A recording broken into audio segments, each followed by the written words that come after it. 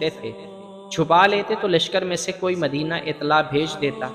چنانچہ اکرمہ رضی اللہ عنہ نے خلیفۃ المسلمین کو لکھ بھیجا کہ ان پر کیا گزری ہے۔ خلیفہ حضرت ابوبکر صدیق رضی اللہ عنہ کو سخت غصہ آیا۔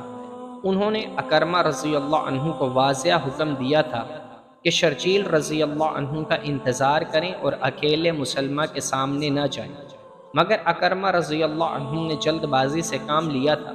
ابوبکر رضی اللہ عنہ نے اکرمہ کو جو تحریری پیغام بھیجا تھا اس میں غصے کا اظہار اس طرح سے تھا کہ اکرمہ رضی اللہ عنہ کو ابن ابو جہل لکھنے کے بجائے ابن ام اکرمہ یعنی اکرمہ کی ماں کے بیٹے لکھا۔